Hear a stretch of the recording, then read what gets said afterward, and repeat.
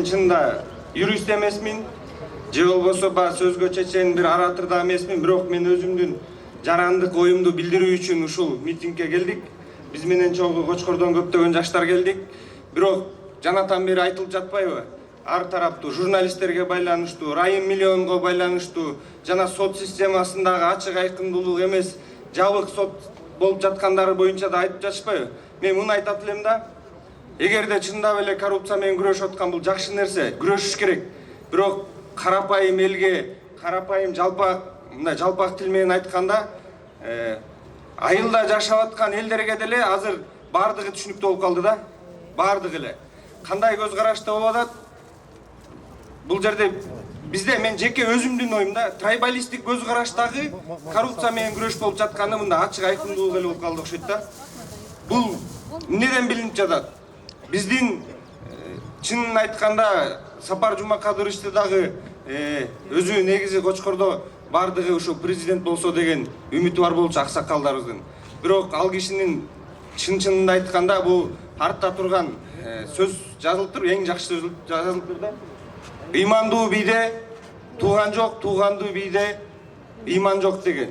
Өзүнүн туугандарынын дагы, жакындарынын дагы, бирисин дагы мындай жумуш ордуна же куда сөөгүн жумуш ордуна койбостон бир гана мамлекет үчүн деп иштегендиги үчүн жана бирөөнү адилеттүү бир чечим менен эч кимди сатпагандыгы себебинен камалып отурат деп өзүнүн айылдаштары түшүнүп турабыз. Мына азыр бул Сапар Жумакадырович бизден байкебиз болот, айылдашыбыз, бирок мен айылдашым болбосо деле колдомокмун чынын айткандачы. Айылдашым болбосо деле ал кишинин буга чейин деле мына жана адвокаты мырзабыз жакшы айтып кетти да, 1 жыл болду. Биз канча жалган сотторго келип атабыз, сот отурумдарына катышалык деп. Бирөөсүн дагы ачык кылган жок да.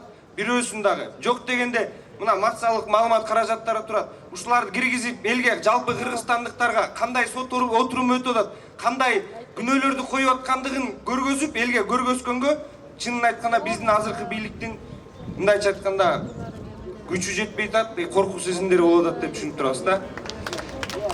Себеп, эгер коркпосо, чындап эле ачык күрөш кыла турган болсо, анда мына кечир кола маалымат каражаттарынын өкүлдөрү негизи сөзүн эстегенди айтып койбосом болбойт да.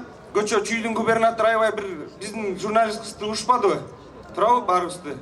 Ал менен кошо элди кошо айтып атат, барып Индияга жашап келе деп. Бул деген неден болот? Негизи журналисттерди мен өзүм жеке оюмда мындай түшүнөм да, ак менен караны жана эки тарапты тең бирдей чагылдырыш керек. Акыркы учурда 1,5 жыл, 2 жыл мурун бир тараптуу гана чагылдырган негизи жалпы журналисттердин көпчүлүгү. Бир дагы телевизордон, бир дагы мындай экинчи тарапты көргөзгөн эмес.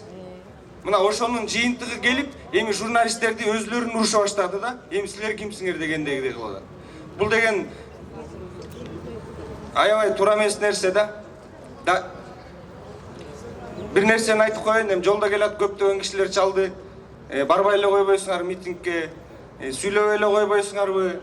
Мен сүйлөгөнгө укугум бар, айтканга укугум бар. Себеби демократияны Кыргызстанга мен алып келген эмесмин да. Биздин ата-бабаларыбыз союз тараганда алып келген да, туурабы? Ал неге мени сүйлөбөй деп айтыш керек мисалы да? Туура. Билип эле атабыз жерлерде, бул жерде айылдардан келгендерге, же болбосо госслужащийлердин баардыгына чалып келбегиле, митпегиле деп айтып атат. Бул мен ойлойм, мен өзүм 2 уулум бар.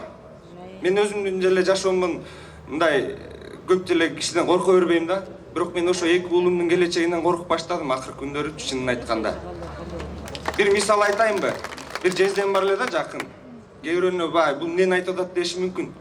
Анан 1,5 жыл мурун экөөбүз талаш тартыш уруша кеттик эле. Ал уже үйүн, бизнестерин сатып Татарстанга көчөм, биздин Кыргызстанда келечек жок калды деп атканда, мен талашкам. Аябай талашып, жаман көрүп, азыр кээде деле учурашабыз. Жездеме мен кечирим сурайт элем да, ал киши туурасын айтып, алдын ала менден көрөгөчтүү кылып кетип аткан экен өзүнүн семьясынан коркупчу. Азыр мен коркуп калдым да, ушул темп менен кете бере турган болсок, бир акчалуу чоң миллиардер же болбосо миллионер Кыргызстандын карызынын 1/3 бөлүгүн чөнтөккө салып алган кишинин сөзү сүйлөнүп, калган кишилердин сөзү сүйлөнбөй калат окшойт да. Калган карапайым эл болсо өзүнүн окаттарын кыла берет, бирок Кыргызстанда эртең бир Кудайдын бетинин арыгысын бир жаман кырсык болуп кете турган болсо, ал кишилер качып кете берет.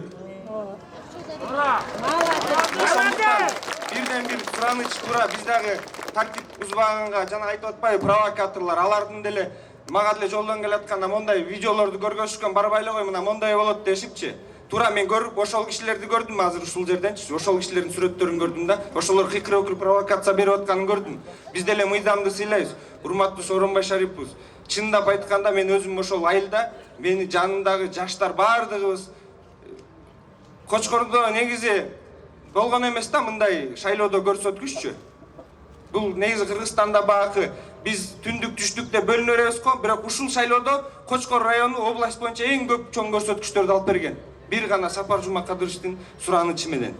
Бизден бир сураныч, эгер ошондой эмгектерин биле турган болсоңуз, азыркы ушул чындап эле күрөшүп аткан болсоңуз, ачык сот отурумдарын өткөрүп, жалаң массалык маалымат каражаттарын киргизип коюп бериңизди суранабыз.